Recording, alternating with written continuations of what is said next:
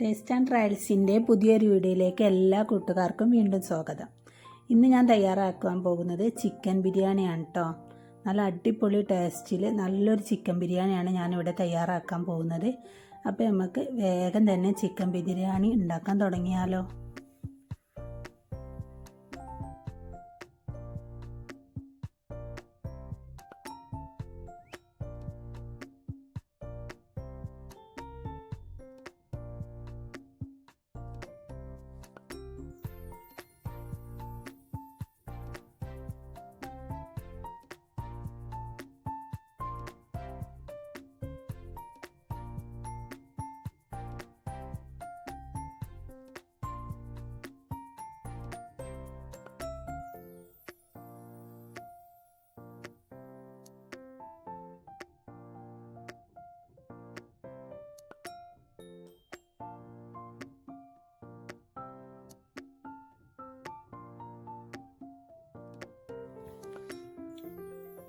Chicken biryani ഉണ്ടാക്കാൻ വേണ്ടി ആദ്യം ഞാൻ ചിക്കനൊക്കെ ഒന്ന് മാരിനേറ്റ് ചെയ്ത് വെക്കുകയാണ്. അപ്പോൾ അതിന് വേണ്ടി ഞാൻ 1/4 കപ്പ് തൈരാട്ട എടുത്തിട്ടുള്ളത്. അതിലേക്ക് ആവശ്യത്തിന് ഉപ്പ് ഇട്ട് കൊടുത്തിട്ടുണ്ട്. ഇനി നമുക്ക് ഇതിലേക്ക് ഇട്ട് കൊടുക്കേണ്ടത് ചിക്കൻ മസാലയാണ്. അപ്പോൾ ഞാൻ 2 ടേബിൾ സ്പൂൺ ചിക്കൻ മസാലയാണ് ഇട്ട് കൊടുത്തിട്ടുള്ളത്. 1 കിലോ ചിക്കൻ്റെ അളവാണ് കേട്ടോ ഞാൻ പറയുന്നത്.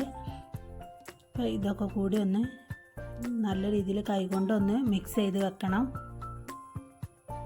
എന്നിട്ട് നമ്മുടെ ചിക്കനും കൂടി ഇതിൽ ചേർത്ത് കൊടുത്തിട്ട് കുറച്ച് സമയം ഒന്ന് റെസ്റ്റ് ചെയ്യാൻ വെക്കണം കേട്ടോ. നമ്മുടെ ചിക്കൻ നല്ല സോഫ്റ്റായി കിട്ടാൻ വേണ്ടിയിട്ടാട്ടോ അങ്ങനെ ചെയ്യുന്നത്. ഇപ്പം നമ്മളിപ്പോൾ ഒരു ബ്രോയിലർ കോഴി വെച്ചിട്ടാട്ടോ ചിക്കൻ ബിരിയാണി തയ്യാറാക്കുന്നത്. പക്ഷേ അതിനേക്കാൾ ഒന്നുകൂടെ ടേസ്റ്റ് നമ്മുടെ ലഗോൺ ബിരിയാണിയാണ് കേട്ടോ. അതിൻ്റെ വീഡിയോ ഞാൻ പിന്നീട് ചെയ്യും. ഇപ്പോൾ അതാ ഞാനിവിടെ പാത്രമൊക്കെ ബിരിയാണി വെക്കാനുള്ള പാത്രമൊക്കെ ഇവിടെ അടുപ്പിൽ വെച്ചിട്ടുണ്ട്. ഇതിലേക്ക് നമ്മൾ 2 ടേബിൾ സ്പൂണ് മിൽമൻ്റെ നെയ്യാണ് കേട്ടോ ചേർത്ത് കൊടുക്കുന്നത്. അപ്പോൾ നെയ്യൊക്കെ ചൂടായി വരുന്നുണ്ട്. ആ സമയം ഞാൻ ഒരു 2 ചെറിയ കഷ്ണം പട്ട, 3 ഏലക്കായ്, അതുപോലെ തന്നെ ഗ്രാമ്പു, പിന്നെ 1/4 ടീസ്പൂണ് വലിയ ജീരകം, 1/4 ടീസ്പൂൺ തന്നെ ചെറിയ ജീരകം കൂടി ഇട്ട് കൊടുത്തിട്ട് ഒന്ന് പൊട്ടി വന്നതിന് ശേഷം നമ്മളിവിടെ സവാള ചേർത്ത് കൊടുക്കുന്നുണ്ട്. 3 മീഡിയം സൈസ് സവാളയാണ് ഞാൻ ഇതിലേക്ക് ഇട്ട് കൊടുത്തിട്ടുള്ളത്. ഇനി ഉള്ളിയൊക്കെ നല്ല രീതിയിൽ തന്നെ ഒന്ന് വഴണ്ടി വരട്ടെ.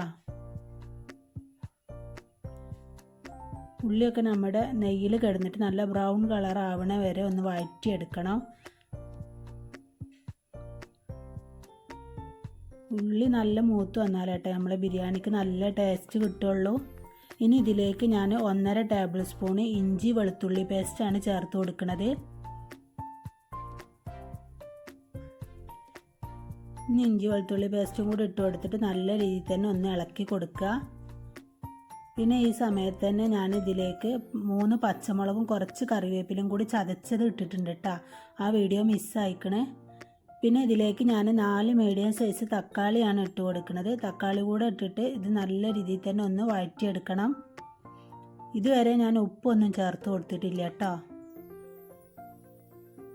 ഇപ്പം നമ്മൾ ചിക്കനിൽ ഉപ്പ് ഇട്ടിട്ട് നമ്മൾ നേരത്തെ മാറ്റി വെച്ചുകൊണ്ട് തന്നെ നമുക്ക് ഉപ്പിടുമ്പോൾ വളരെയധികം ശ്രദ്ധിക്കണം. അപ്പോൾ ഇതാ തക്കാളിയൊക്കെ നല്ല രീതിയിൽ തന്നെ ഒന്ന് വഴണ്ടി വന്നിട്ടുണ്ട്. ഈ സമയത്ത് നമുക്ക് ഇതിലേക്ക് മല്ലിയിലയാണ് ചേർത്ത് കൊടുക്കേണ്ടത്. പിന്നെ കയ്യിൽ ഒരു പിടി മല്ലിയില കേട്ടോ ചേർത്ത് കൊടുത്തിട്ടുള്ളത്. മല്ലിയിലയും പുതിനയിലയും കൂടി കൂടിയതാണ്. അപ്പോൾ ഇതും കൂടി ചേർത്ത് കൊടുത്തിട്ട് ഒന്ന് വഴറ്റിയെടുക്കാം.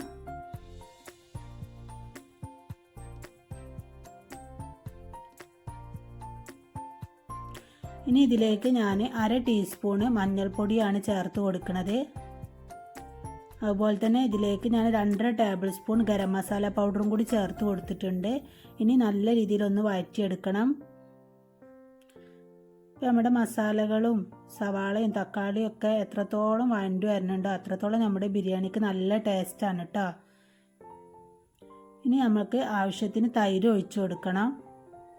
അപ്പോൾ ഞാൻ ഇതിലേക്ക് 1/4 കപ്പ് തൈരും കൂടി ഇതിലേക്ക് ഒഴിച്ചു കൊടുക്കുന്നുണ്ട്.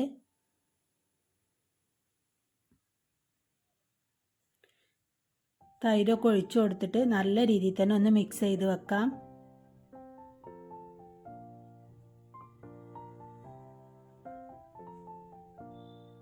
അപ്പോൾ അതാ ചിക്കൻ്റെ മസാല ഒക്കെ ഏകദേശം റെഡി ആയി വന്നിട്ടുണ്ട്. അപ്പോൾ നമ്മൾ ആദ്യം മാറ്റി വെച്ച ചിക്കൻ ഇതിലേക്ക് ഇട്ട് കൊടുക്കാം. ഈ ചിക്കനൊക്കെ ഇട്ട് കൊടുത്തതിന് ശേഷം നല്ല രീതിയിൽ തന്നെ ഒന്ന് ഇളക്കി കൊടുത്തതിന് ശേഷം നമുക്ക് ഉപ്പ് നോക്കിയതിന് ശേഷം മാത്രം നമുക്ക് ഉപ്പിട്ട് കൊടുക്കാം.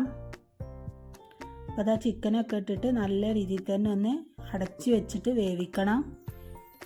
ഈ സമയത്ത് തന്നെ ഞാൻ അരിയൊക്കെ ഒന്ന് വേവിക്കാൻ വേണ്ടിയിട്ട് വെച്ചിരുന്നു കേട്ടോ. അപ്പോൾ നമുക്ക് അരി വേവിക്കണം എല്ലാവർക്കും അറിയാമല്ലോ. നമ്മൾ ചെറിയ കഷ്ണം പട്ടയും ഗ്രാമ്പും ഏലക്കയൊക്കെ ഇട്ടിട്ട് നമ്മുടെ അരി ഒരു 3/4 വേവാവണ വരെ ഒന്ന് തിളപ്പിച്ചെടുക്കുക. പിന്നെ അതിലേക്ക് അരി തിളച്ച് വരുമ്പോൾ ഒരു കഷ്ണം ചെറുനാരങ്ങ നീരും കൂടി പിഴിഞ്ഞു കൊടുത്തിട്ട് അരി തമ്മിൽ ഒട്ടിപ്പിടിക്കാതെ നല്ല രീതിയിൽ തന്നെ നമുക്ക് കിട്ടും. അരി വേവിക്കുമ്പോൾ അതിലേക്ക് ആവശ്യത്തിന് ഉപ്പിട്ട് കൊടുക്കാൻ മറക്കരുത് കേട്ടോ. അതുപോലെ തന്നെ ഒരു കഷ്ണം ക്യാരറ്റും ലേശം ഗ്രീൻ പീസും കൂടി ഇട്ടിട്ടുണ്ടെങ്കിൽ നല്ല ടേസ്റ്റാണ്. ഇനി നമുക്ക് ദമ്മിടാൻ ആവശ്യത്തിനുള്ള സവാള ഒക്കെ ഒന്ന് നെയ്യിൽ വറുത്ത് കോരണം. അപ്പോൾ അതിന് വേണ്ടിയിട്ട് ഞാൻ 2 ടേബിൾ സ്പൂൺ നെയ്യും 2 ടേബിൾ സ്പൂൺ തന്നെ ഓയിലും കൂടി ഒഴിച്ചിട്ട് 2 സവാള നല്ല രീതിയിൽ തന്നെ ഒന്ന് ഫ്രൈ ചെയ്തെടുക്കുന്നുണ്ട്. അപ്പോൾ സവാള ഒന്ന് ഫ്രൈ ആയി വരുമ്പോൾ നമ്മൾ ഒരു ക്യാരറ്റ് ഗ്രേറ്റ് ചെയ്തതും ഒരു 10 അണ്ടിപ്പരിപ്പും കൂടി ഇതിലേക്ക് ഇട്ട് കൊടുക്കുന്നുണ്ട്. അപ്പോൾ ഇതൊക്കെ ഒന്ന് ഫ്രൈ ആയി വരുമ്പോൾ നമുക്ക് ഇതിലേക്ക് 4 പച്ചമുളക് 4 കീറിയതും അതേപോലെ തന്നെ കുറച്ച് കറിവേപ്പിലയും കൂടി ഇതിലേക്ക് ഇട്ട് കൊടുക്കുകയാണ്. അത് ഇട്ട് കൊടുത്തിട്ടുണ്ടെങ്കിൽ നെയ്യ് കിടന്ന് മൂത്തിട്ടുണ്ടെങ്കിൽ നല്ലൊരു മണമാണ് കേട്ടോ. അത് നമ്മുടെ ദമ്മൊക്കെ പൊട്ടിക്കുമ്പോൾ നല്ലൊരു സ്മെല്ലാണ് കിട്ടുക. ടേസ്റ്റും ഉണ്ടാവും കേട്ടോ. ബിരിയാണിക്ക് നല്ല അടിപൊളി ടേസ്റ്റാവും ഇതേ രീതിയിലൊന്ന് ചെയ്തിട്ട് ദമ്മിട്ടെടുത്തിട്ടുണ്ടെങ്കിൽ. ഇപ്പോൾ നമ്മുടെ പച്ചമുളകും വേപ്പിലയും ഒക്കെ ഒന്ന് ഫ്രൈ ആയി വരുന്ന സമയം നമുക്ക് ഇതിലേക്ക് ആവശ്യത്തിനുള്ള കിസ്മിസും കൂടി ഇട്ട് കൊടുക്കണം. ആ കിസ്മിസും കൂടി ഒന്ന് വറുത്ത് കോരാം നമുക്ക്.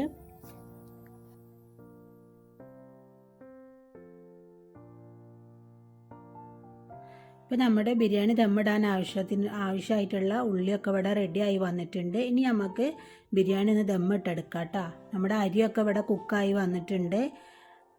ഇനി നമുക്ക് മസാലയിലേക്ക് അരി ഊറ്റിയിട്ട് ഇട്ട് കൊടുക്കണം. അപ്പോൾ ഞാൻ മസാല ഒക്കെ ഒന്നും കൂടി ഒന്ന് ഇളക്കി കൊടുക്കുകയാണ്. ഇളക്കി കൊടുത്തതിന് ശേഷം ഇതിലേക്ക് നമ്മൾ 3/4 ഭാഗം വേവിച്ചിട്ടുള്ള അരി ഇട്ട് കൊടുക്കുകയാണ്. അപ്പോൾ അരി ഇട്ട് കൊടുത്തിട്ട് നമ്മൾ ലെയറായിട്ടാട്ടോ ഇത് ദമ്മിട്ടെടുക്കുന്നത്.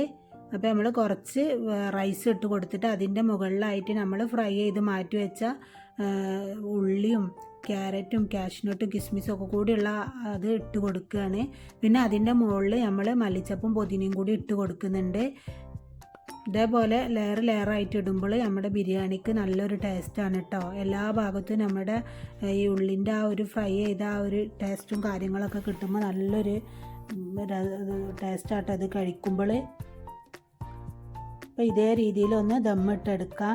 നമ്മളിവിടെ കാണിച്ചിട്ടുള്ളത് 1 കിലോ റൈസും 1 കിലോ ചിക്കൻ്റെയും അളവാണ് കേട്ടോ നമ്മൾ കാണിച്ചിട്ടുള്ളത്. അപ്പോൾ അതാ നമ്മുടെ ബിരിയാണിയൊക്കെ ഞാൻ ഇവിടെ ദമ്മിട്ടെടുക്കുകയാണ്.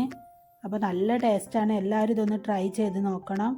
അപ്പോൾ സബ്സ്ക്രൈബ് ചെയ്യാത്ത കൂട്ടുകാരുണ്ടെങ്കിൽ ഒന്ന് സബ്സ്ക്രൈബ് ചെയ്തിട്ട് സപ്പോർട്ട് ചെയ്യണം കേട്ടോ. അതുപോലെ നിങ്ങൾക്ക് ഇഷ്ടപ്പെടുകയാണെങ്കിൽ ലൈക്കൊക്കെ ചെയ്യുക. പിന്നെ നിങ്ങൾക്ക് എന്തെങ്കിലും അഭിപ്രായങ്ങൾ പറയാനുണ്ടെങ്കിൽ കമൻ്റായിട്ട് അറിയിക്കുക.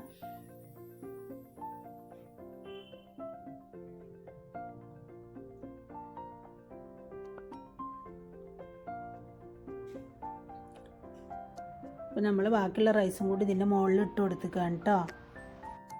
ഇനി ഇത് നല്ല രീതിയിൽ തന്നെ ഒന്ന് കനലൊക്കെ വെച്ചിട്ടൊന്ന് ദമ്മിട്ടെടുക്കണം. നമ്മളിവിടെ വിറകടുപ്പിലാട്ടോ ബിരിയാണി തയ്യാറാക്കിയിട്ടുള്ളത്. അപ്പോൾ അതിനൊരു പ്രത്യേക ഒരു ടേസ്റ്റാണ് വിറകടുപ്പിൽ വെച്ച് ചെയ്യുമ്പോൾ.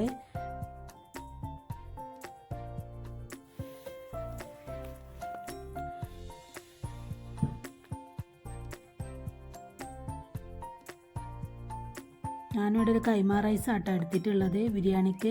അതാകുമ്പോൾ നല്ല ടേസ്റ്റാണ് ബിരിയാണിക്ക്. നമ്മൾ സാധാ ബിരിയാണി അരി വെച്ചിട്ടും ഇതേ രീതിയിൽ ചെയ്താൽ നല്ല ടേസ്റ്റ് ഉണ്ടാവും കേട്ടോ. അപ്പോൾ ഞാൻ ബാക്കിയുള്ള ഉള്ളിയൊക്കെ ഇട്ട് കൊടുത്തിട്ട് ഇനി ഇതിൻ്റെ മുകളിലായിട്ട് പാത്രത്തിൻ്റെ അടപ്പ് വെച്ചിട്ട് അതിൻ്റെ മുകളിൽ നമ്മൾ കനലൊക്കെ ഇട്ട് കൊടുത്തിട്ട് കേട്ടോ. ചകിരിൻ്റെ കനലൊക്കെ ഇട്ട് കൊടുത്തിട്ടുണ്ട്. ഇനി ഒരു 1/2-3/4 മണിക്കൂറോളം ഇതേ രീതിയിൽ നമുക്കിതൊന്ന് മാറ്റി വെക്കാം. ഇപ്പോൾ നേരിയൊരു ചൂട് താഴത്തും കൊടുത്തിട്ടുണ്ട് കേട്ടോ. അടുപ്പിൽ നേരിയൊരു ചൂടുണ്ട്. മുകളിൽ നമ്മൾ കനലും ഇട്ട് കൊടുത്തിക്കുകയാണ്. അപ്പോൾ അതാ ഞാനിവിടെ നമ്മുടെ ദമ്മിട്ടൊക്കെ ഒന്ന് എടുത്ത് മാറ്റിയാണ്.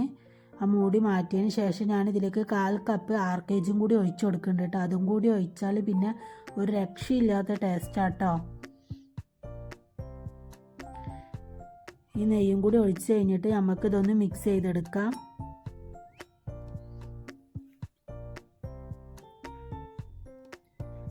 അതാ കണ്ടില്ലേ, നമ്മുടെ അരിയൊക്കെ ആവശ്യത്തിന് കുക്കായി വന്നിട്ടുണ്ട്.